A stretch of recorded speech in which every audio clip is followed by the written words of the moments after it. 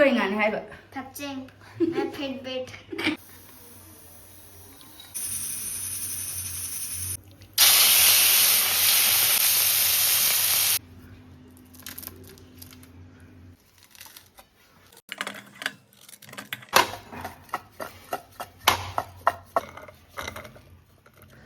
Hi ma'am, good morning. Ngasi di bazar naminina bazar dagi agi blog se haure ma'am khajing acho acho ba leire paru sina kuira bane ba mana khajing cha ge hai ba do ro ma budi ina han ba law loire do khajing hai ba muni ngamaktra ba leiram ba sida di lawre pawa do lupa chani hai ado kharam lawra ge paru da khajing je kai kau ge hangsieng ko do si kari ngana ha do ne Kacheng. Nga ma apamba leire do da nga da ngaujabena ko nga jala chakhare harau harau na mayam ba jupur khale bine ina yetana baina puthora ba aduga pungdon cha ge ando pungdon cha hybrid 160 kg da aduga bazar khara tawraga hale paru sena baga bazar ga tawba sidia ba ngau ba jan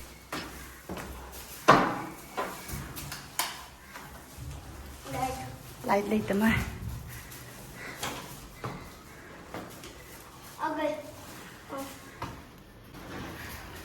Sudah sama sudah oi ma.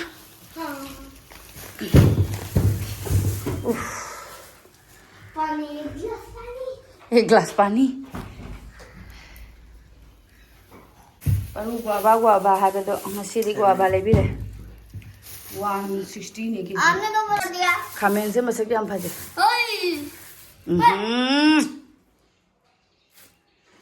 Si khai jura ge. Khamen se masak आपने phaje. बोला था choco ले लिया अभी guava Lang नहीं nu ba. लेगा Aji khamen se sajibu yau gra di amuk a jo tang he dei ni ko. Ina korok ko ba se khoi gi tawra cha ba se hawe aduna. Keji ni lupa kuntra. Itu kai. Cha da sunu sa. Kumboro nga hi do ke. Khading kali. Kille. Paru na. Oh, paru se na ko paru da na. Paru se kari nga ne. Kacheng. Si khajing nya. Aduka sina khajing. नूर एक और मैं लिया देख Paru na khajing hai do khajing di lau bire se na. Akhoi ge paru ju cha di. चल रहा हम कर लिया Chalo dekho. Don se khai ra ge sum sumaina to edi kya chaning oi doi ne ba. Pis khai do ge du ga thum ga moro ke tang ga ha pa ga chai ra ga cha jar ni. Hojikti pungdun matam la na tab rai ju khang de hana di ko yum da dum pambi hauda lei ne ba se gi magun ga khang po de chabi boi da boi taw rin. Ado se di lei ra ga cha ba ta ri lei ta ba ni na. Hojik hana gi matam ga hojik ka se dum khena re ko. Ado pungdun se hau ga da ba de malik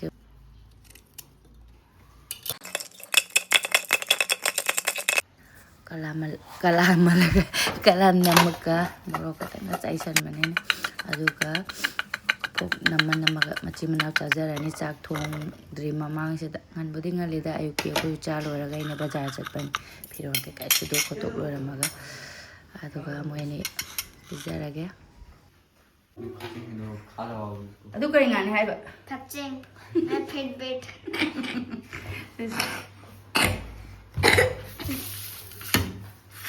चलो खाते हैं chao guava mukbang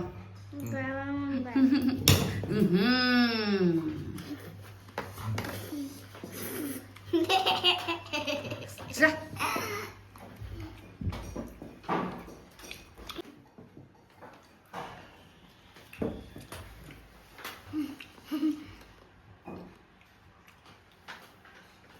Sin berak? Sin tak? Kau sanu lari paman, nana mamit ke kuliah.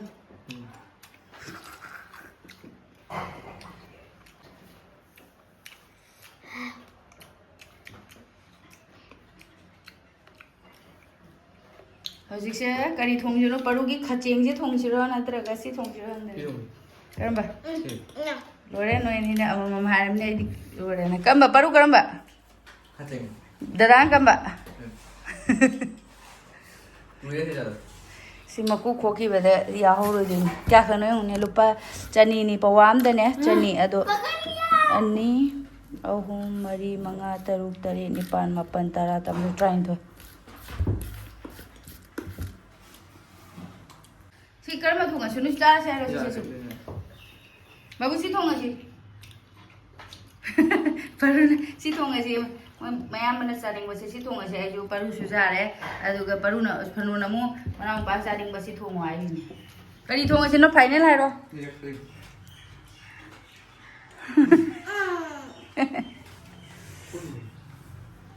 khai dok na re moi ni pis pis kuire khajing achouba se chada ba khajing achouba ta sunate macha su chada kuire kolkata le ringe de kolkata de khajing ta na te nga apur ma dum se de lei ba de gi di honge ado khajing ji chu achouba si chu ada kg da pawa da cham tau na charak pra kino kaw bu kaw sele da mem ado dum rau ka ke su loina honge nga ma khajing macha macha su bora ho na su chare thonga su chai haw ado khajing achouba se kui chu kuire chada ba ado ai khajing se yeng badi myam likpudi li kwa adoisu ya nong ningak to re khajing sem ya adum maku yawring lei yaw se di ya mama maku khok to lo ga likpa do ado likpudi li asu magun yam sa thi na lei gare magu ai di mahao yam lei gare ba mahi manai sing do ado ai di kaino se sumaina ko kai do kana kana om de adum maku ga yaw ra achau ba macha di macha oi khere ko achau ba si di maku ga yaw ra adum thungjan ba do adu di kya talle su ai di ne ado sumaina maku khok to ga magi managan ha ga dra sumaina taw ba si da magi mari ama amu ba chat pa se asi lokthok te de adum he horen sab da adum hangoi ba ado sumaina taw ra ga loina semdo ge lokthok ge maku ga magi makoi marang se da ni ko wet se pa le am sa salamani ado achau ba ni na khajing se cha ba de phajana di haure me am kg achoubo kg mu ka lei raga thonga di na haw ni adum ma'am नोंना बिरकपदी खंगदरे अदुमाइना को परू सानिंग बुदो दा खतंग त लौरक पैना पवा the लुपा चनी हाइबनेबा अदो अइना 300 gram the चनी पीरगे हाइदो दुम पीरे nga yon बसिना रौसु लौरबनिना अदो सेंगना हाइबदा फजना Haware कुइना चादबगी the हमदे कुइरे खजिंग से चादब खजिंग से आइदि पान गे थोंगबना हावरी अखोगी खतंग पिकटक तौबदुदि को पान गा खामेन सु थोंगबा जुम हावबदी हावरे अदो पान गना आइदि हावबे हेले पान दे हरि लेतमिना सिसे तिलौ गोइना थोंगनी तिलौ चनम जगराने क्याम हेलनो यो मको खिनि मागी मकोई मनांग सिंगसिना सिदा दुम वेट लेरमन इस तरह ने थोइका खजिंग से कना गुमने तिन गनी कइने हाइदे हाइना बने को मरु ग यावदबने परुसिना पामजबदुनेबा असिना नुंदांग थोंगनी रौसिना दुगा हौजिक से खरा ता तौरगा तिलौ चनम तौरगा थोंगगे कइनो से खजिंग से आम द काव काव ताव थोगे मादी तुम कइनो तोयगे दम नतमिना दुसु काव काव ताव थोगे खजिंग से अदुगा थोंगबा तौरगे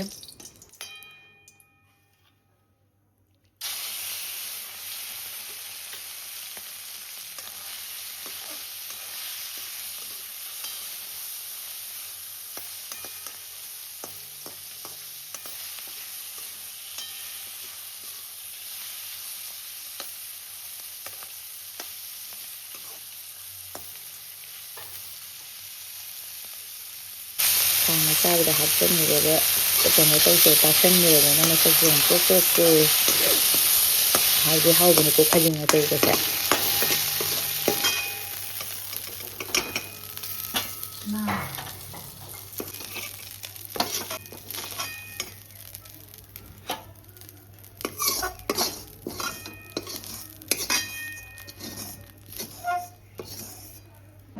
मैम दी कमाई कमाईना थोंगे अदुम मैम कमेंट अदुम हाइबिरमो अदाइदि काबुक काबुक ngauthoi ko khajing se aduga thau kitang da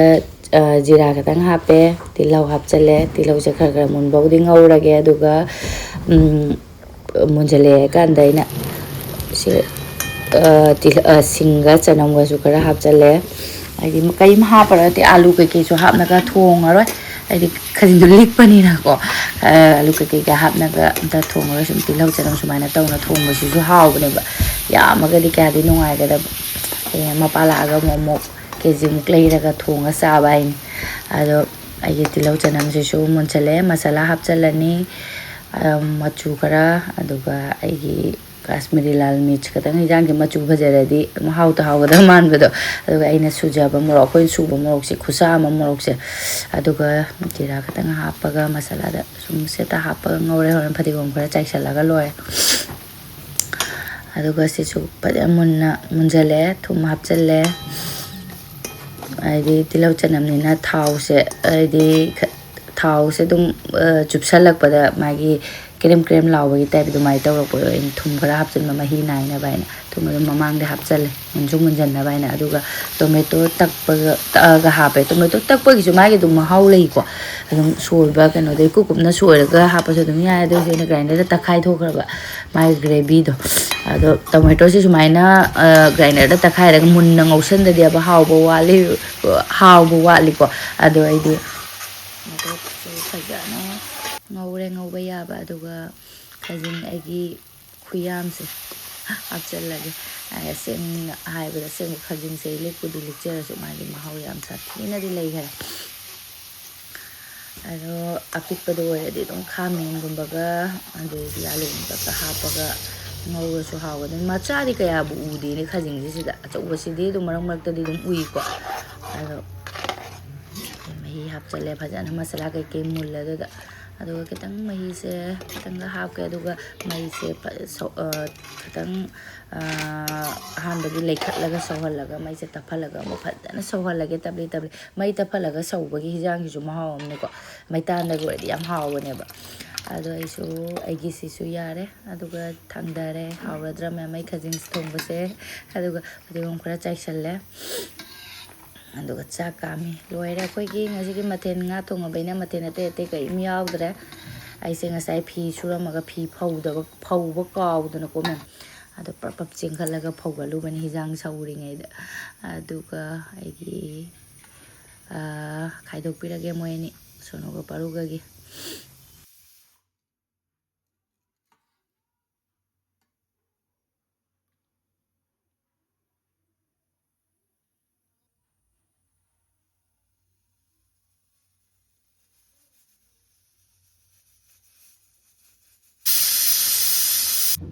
मैं लूजर लगा रहा है चाबा हो गया तो और जाना 1 2 3 3 का 3 3 का है 2 एक आपको लो 4 हो गया ना 2 3 मम्मी का मम्मी को खा लो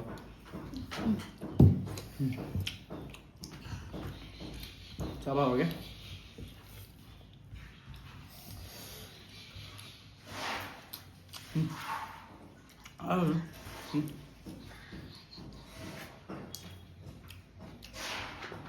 mon sabra सादे सादे 알았어 난 굴에 가는 거 가라 짜다봐 짜다 이제 하복하더라 나 혹나 뭐 짜로 하루가 좀 까쟁 통 아가봐 각진 통과 cái chân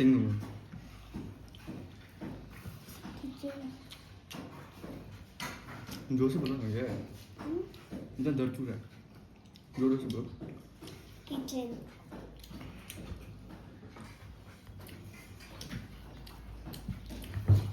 여보 까리 통문어 하고 봐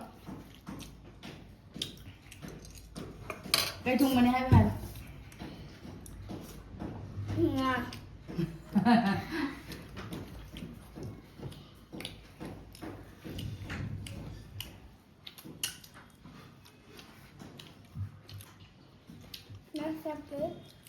이렇게 해서 이거도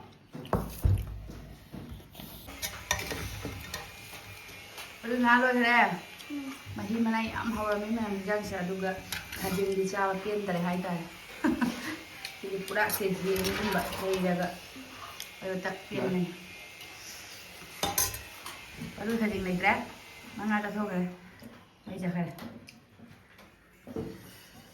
Mahi manai. Happy. Sonuri nga lindri machi amana nga amoli dre. Tam ni rakhini baru na yam badegi. बड़ा है बड़ा कोई देगा मोटा है दे Kaya no khangde.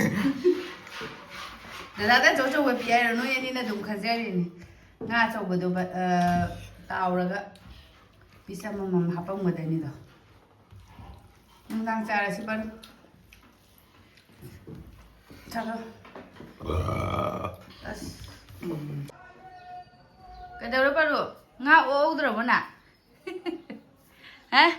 Nga o udra bo. Baru sahur nga pe o tabagi. Ingkang sa sinung lang. Kuson gi jum se phana yam sagale. Oi. Baru sahur nga Pelhoudabagi kamai taw ni si de. Ha? Do na nga libro nang jengi do. Chaba loirabanina amuk phengba akhoi aise ai haiba tare ma'am ai ga akhoi nau nupi ga inau pe to mi so khoi mana hai khoi je mi ahum ga tang tani kai dana ai kon se yam de ba ka leite hekte kitchen da amuk poina sak thong ba manung da kon se pai ura ba adum ai phengdok ting nungai de ba ko aduna aina kon ai kon khuyam si de ba hai kana de ma'am nong ma so ine yum da ai se loisalaga yum da tholak idi thokadro ba ko ichenupi na kon ma phenghaurage ina mai na ina atomina haiba kon khuyam amni ai ni ma ai kai gi kon khuyam di ang ko ma adum khangde adum ma pukham mahum ma de ma to ya me kon ding se ado hamari ni se na cham thokani aduga nga kai kai cham bani na ko special ma ka de manung si da dum ko gi sim si su ka no tawre ba nga nam de thawre ke ke le na phendo ga ma cham ya aduna asina ju edi yumda kon pheng bo khor pa se ai oina di yumda na hen nungai be hele ba yumda makha da phammaga ko gi kala kan na ta ga pheng bo do adu nungai si da di sigi sing si ke da di ko gi kon ama ni cha tha ko lo po ya ma ni pheng bo yum lep lep na thok bo ni nungai ba ko adu ko ni ama matam di mi ke hele ko matam da ko ni ama pa di ma kon ni pheng ni de adu phammaga tak ga aduna seng mo e khalle ba ado ai collection sing jam do ina ai sing si su sing na jam to e adum ai phengjen badu di talle ba ko ado ai kon sing ta su dum nga ke ke jam gi ba khot ki ba lukha ke ke keno to goi mathak ji da phengjen ba adu ga ai bhim gel na kon phengam ba ne adu gel se loi thoki ai di bhim gi oina bhim gel do ina loi ga ba ko do ina han online da gi ke liter ahum la kai no khang de dum lai bane asi su nungai adum pheng ba utna ga pheng ba do ado hana di yumda aina pingai dai de khoi ma hana di utna phenge ba ado akhoi ju phenga mine ara mina sab na ka pheng bhim hana di sabun ma cham cha lo manga pi bi ka lai ba do ado do nga pheng wo ado na pheng ninge utna pheng ninge ba do hojik na mo gel gum ba ka kai sina phenga ga sabun na bhim mi sabun de gi di gel na nungai ko sabun na pheng ba du ga de gi di ne ado hojik mo gel gumba bhim gumba phenga ga na hojik utto ya am ning chang utna di kon je sing na haira bada hana han sing na ka phenga mi do kon ga lang trik lang ni do ana utna pheng bai se kon di lang mari ko matang da isu ut che pa mai ko gi gas ta thong ne haira ga su ko gi maning ga se mu ba khot pa ga lak pa do ado utna tak pa do adum lang ni da na ko ado khoi paru se kan na langi aina kon pheng loi rak pada nang tumam dra banang chai chare hairi mena langi ma maya ma se like to mong ba khang de mana lang man adu nei ngasi di school lei school thadok ki mana nunga ko me ba ma se ana de jum da lai ngal lang ba ga dup da chung thok ka chung jing aina makha de mapuna laura ana ana ki ba da ha ba tum mo hai nei na kon pheng loi rak pada na ta di nang si re na ado ai kon pheng bo loi re adu ga si se han ge ngom yam ai se sengdok singin to ga si se khoi gi sonu je yam ing tap man dra myam se tukut takani ing na se sibu khoi gi chaku sahal laga nam ga sogdo la mini yong ado ai kon pheng loi re ai ba da sonu su tok sanari jong no da gare ama ju jong tum janari ni yong ko ai makha da ga paper se gai ga plain sara ga tawri jong aduga ai labani nang tumam da ba da ka to ge jing ha ba da tok sanari ne ba ni kon pheng loi khare loi salak pa gi lak pa ta ba tai jong kuning da ꯑꯗꯨ ꯃꯌꯥꯝ ꯑꯩ ꯉꯁꯤꯒꯤꯗꯤ ꯑꯩꯒꯤ ꯚꯤꯗꯤꯑꯣꯁꯤꯁꯨ ꯃꯇꯥꯡꯁꯤꯗ ꯂꯣꯏꯁꯤꯟꯖꯔꯒꯦ ꯃꯊꯪꯒꯤ video ꯊꯦꯡꯅꯔꯁꯤ ꯕꯥꯏ